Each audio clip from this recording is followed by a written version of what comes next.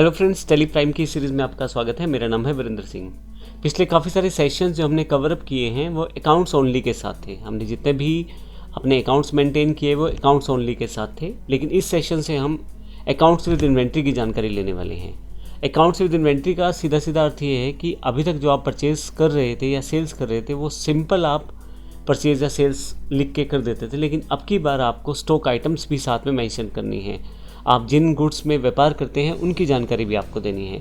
जैसे मेरे पास यहाँ एग्जांपल पहले से है, मैं लैपटॉप में डील करता हूँ, यानी कि कंप्यूटर का कार्य करता हूँ, कंप्यूटर सेल या परचेज़ करने का। तो लैपटॉप जो है मेरे पास डिफरेंट कैटेगरीज़ के हैं, और जैसे मेरे पास 2 कैटेगरीज़ के लैपटॉप हैं यहाँ पे 15.6 स्क्रीन के साथ, 14.8 स्क्रीन के साथ। फिर उसके बाद मेरे पास अलग तरह का स्टॉक आइटम्स पड़ी हुई हैं, जैसे एसर जो है, डेल का लैपटॉप पड़ा हुआ है, एचपी का पड़ा हुआ है, फिर डेल का है, फिर उनकी क्वांटिटी पता लग जाएगी मुझे कितनी क्वांटिटी है। अब इन सब को मैं अपनी यूनिट ऑफ मेजरमेंट से माप ये भी चेक कर सकता हूँ कि मेरे कितने पीसीस पड़े हुए हैं। तो एक सिंपल सी बात ये है कि अगर आप अकाउंट्स को विद इन्वेंट्री करना चाहते हैं तो आपको कुछ और चीज़ों की जानकारी देनी होती है टेली प्राइम को, ताकि आप एंट्रीज को करते समय अपने स्टॉक की इन्फॉर्मेशन को भी वहाँ से बता पाएँ।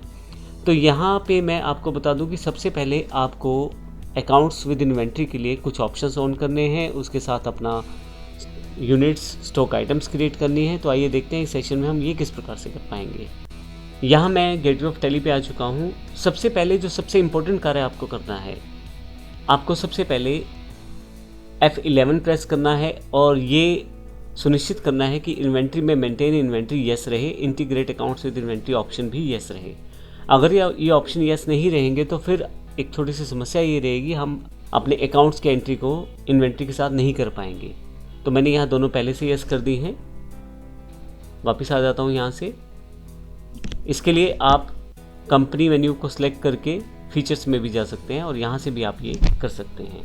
इसके बाद मुझे यहाँ पे अगर आप क्रिएट पे चले जाएँ तो आप देखेंगे कि जहाँ अकाउंटिंग मास्टर्स आ रहे थे group, laser, currency, voucher type के नीचे अब इन्वेंट्री मास्टर्स भी अवेलेबल हैं। अगर आप अकाउंट्स विद इन्वेंट्री ऑफ रखेंगे ऑप्शन, यानी कि उसे डिसेबल रखेंगे, तो उस केस में यहाँ पे इन्वेंट्री मास्टर्स नहीं आएंगे। तो यहाँ पे कौन कौन से इन्वेंट्री मास्टर्स हमारे पास उपलब्ध हैं? Stock group, stock category, stock item, unit और लोकेशन। मैं आपको ये भी फ़र्क बता दूँ कि जब अकाउंटिंग मास्टर्स की बात की थी, जो ग्रुप्स थे हमारे पास पहले से बहुत सारे ग्रुप्स बने बनाए थे, लेकिन इन्वेंट्री मास्टर्स में ऐसा बिल्कुल भी नहीं है। केवल आपके पास नाम दिया गया है, हर चीज़ आपको खुद डिफ़ाइन करनी है। ग्रुप भी खुद डिफ़ाइन करना है, कैटेगरी भी खुद डिफ़ाइन करनी है, आइटम भी, यूनिट भी, ये सारी चीज़ें आपको बतानी है। तो इससे पहले हम अकाउंट्स को इन्वेंट्री के साथ शुरुआत करें। सबसे पहले ज़रूरी है कि आपको उस आइटम की यूनिट डिसाइड कर लेना जिस आइटम को आप बेचते या ख़रीदते हैं। जैसे एग्जांपल, अगर मैं किसी लिक्विड आइटम जैसे घी की सेल करता हूँ तो मुझे लीटर्स में क्वांटिटी को रखना है, तो उसके लिए मुझे यूनिट लीटर चाहिए। अगर मुझे आटे का व्यापार है, किलो में मैं करता हूँ, तो मुझे किलो की यूनिट चाहिए वहाँ मापने के लिए। इसी तरह से मैं जो कंप्यूटर सेगमेंट में कार्य करता हूँ वहाँ पीसीस की बात आती है, तो मैं यहाँ पे पीसीस नाम से यूनिट बना सकता हूँ। और उसके अलावा जिन गुड्स में मैं डील करता हूँ खरीदने या बेचने में, उनको मैं स्टॉक ग्रुप, स्टॉक कैटेगरी और स्टॉक आइटम के साथ सेटअप कर सकता हूँ। मेरा जो व्यापार है वो लैपटॉप के लेन देन से संबंधित है, तो ऐसे केस में मेरे पास stock group, stock category, stock item, unit of measurement को मुझे यहाँ पे डिफाइन करना है। मैं आपको ये बता दूँ कि लैपटॉप बेचते वक्त या खरीदते वक्त वो पीसीस में संख्या रहती है उसकी। तो ऐसे केस में सबसे पहले मुझे यूनिट ऑफ मेजरमेंट का निर्धारण करना है, तभी मैं बाकी चीज़ें तय कर पाऊँगा। तो टैली में सबसे पहले आपको यूनिट ऑफ मेजरमेंट बनाना है, जो कि पीसीस रहेगा मेरे केस में, और उसके पश्चात मैं ग्रुप, कैटेगरी और आइटम्स को बना पाऊँगा। तो जो स्टॉक ग्रुप है मेरे पास वो लैपटॉप है, क्योंकि लैपटॉप में मैं डील करता हूँ। उसकी 2 कैटेगरीज हैं, एक 15.6 स्क्रीन वाले लैपटॉप है बड़ी स्क्रीन के साथ, एक 14.8 स्क्रीन के साथ है छोटी स्क्रीन के साथ। तो 2 स्क्रीन साइजेस मेरे पास अवेलेबल हैं। फिर उसके पश्चात अलग अलग तरह की स्टॉक आइटम मेरे पास अवेलेबल है, अलग अलग ब्रांड के हिसाब से। जैसे एसर का जो लैपटॉप है वो 1 पीस है मेरे पास, डेल का 2 पीस है, एचपी के 2 पीस हैं, डेल के फिर से 3 पीस हैं, डेल के 15.6 के 2 पीस हैं और डेल के 14.8 के 3 पीस हैं। तो आप देखेंगे कि ये सारी जो इन्फॉर्मेशन है मुझे पहले अकाउंट्स में अपने अकाउंट्स विद इन्वेंट्री को ऑन करते हुए पहले बतानी है, जिसके साथ फिर मैं आसानी से अपनी बिजनेस एंट्रीज को कर पाऊँगा। तो आइए सबसे पहले हम अकाउंट्स में यूनिट ऑफ मेजरमेंट को बनाते हैं। सबसे पहले मैं गेटवे ऑफ टैली से क्रिएट पे आ जाता हूँ। आप देखेंगे यहाँ पे इन्वेंट्री मास्टर्स मेरे पास हैं, स्टॉक ग्रुप, कैटेगरी, आइटम, ये मुझे सब डिफाइन करनी है, लेकिन सबसे पहले इंपॉर्टेंट है यूनिट डिफाइन करना। तो मैं यहाँ यूनिट डिफाइन करता हूँ।